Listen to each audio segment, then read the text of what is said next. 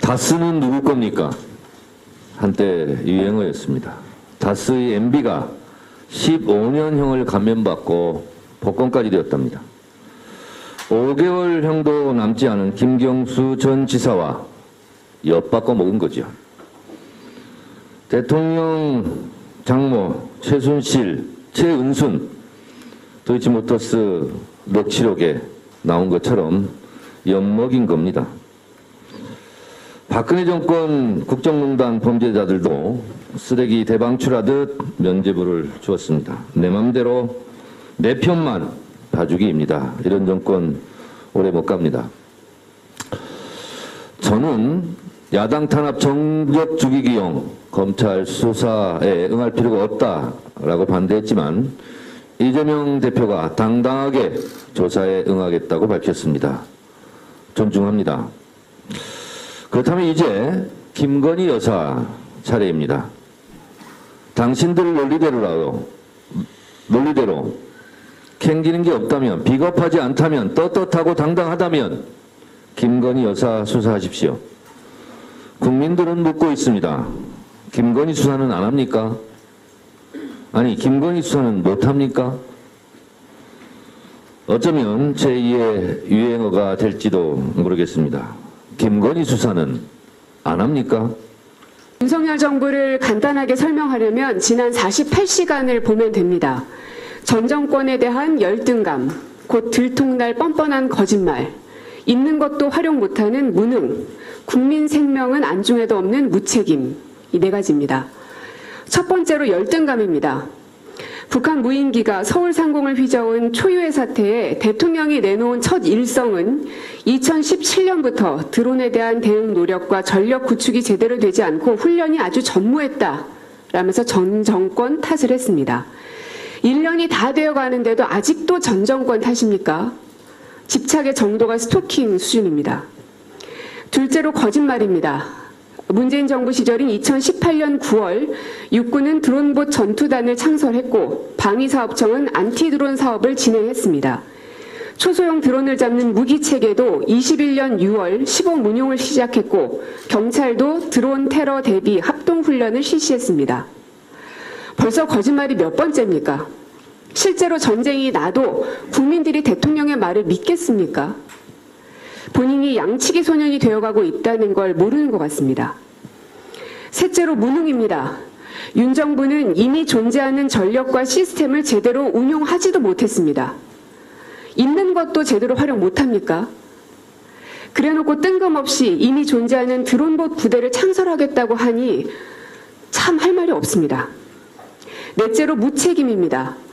윤 대통령은 우리 영공이 북한 무인기에 의해 직접 위협받는 순간에조차 NSC도 열지 않았습니다. 무인기가 영공을 침범한 시간 윤 대통령은 수석 비서관 티타임에 새로 입양한 은퇴견을 소개했고 저녁에는 159명의 생명을 앗아간 이태원 참사에 씻을 수 없는 책임이 있는 이상민 행안부 장관을 불러 송년 만찬을 진행했습니다. 심지어 대통령실에선 NSC를 왜 개최하지 않았느냐는 질문에 전쟁 중에 토론하란 말이냐라면서 되레 윽박질렀습니다. 대한민국 하늘이 뚫렸으면 최소한 겸손하기라도 해야 되는 거 아닙니까? 그 시각에 대통령은 한가롭게 술잔이나 부딪히는 게 말이 됩니까?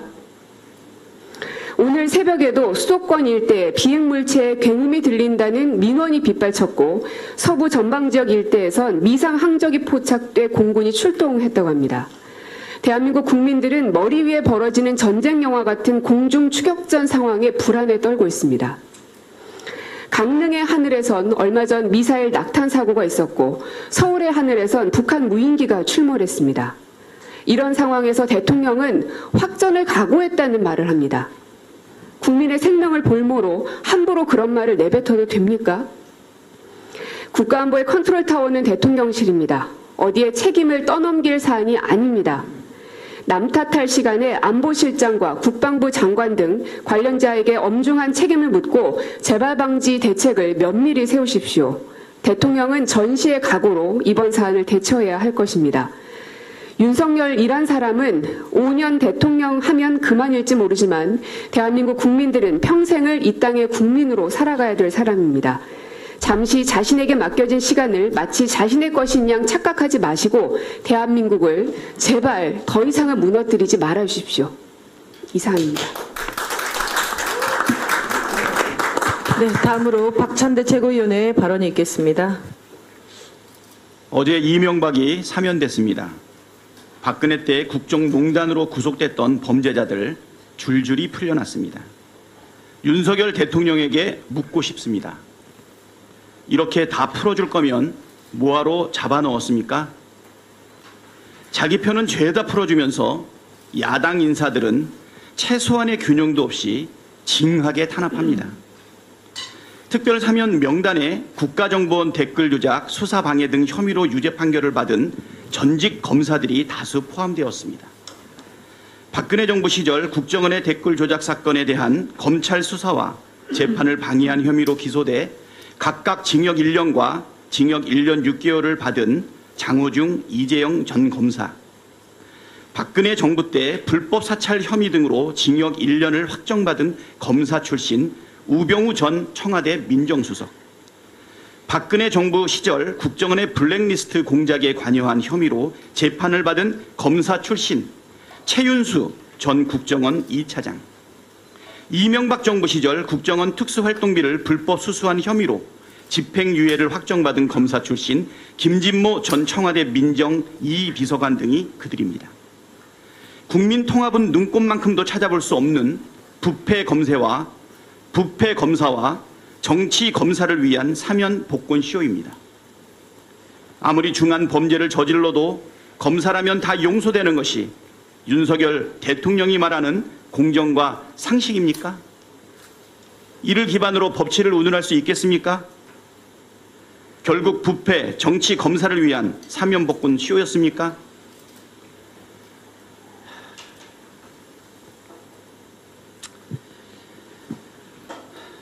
검찰의 보복 수사와 정치 탄압은 끝이 없습니다.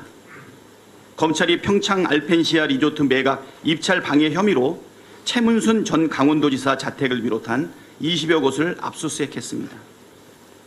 여당 소속 김진태 강원도지사 발 돈맥경화 리스트를 야당 소속 전임 지사 수사로 덮어보려는 의도가 아닌지 정말 의심스럽습니다.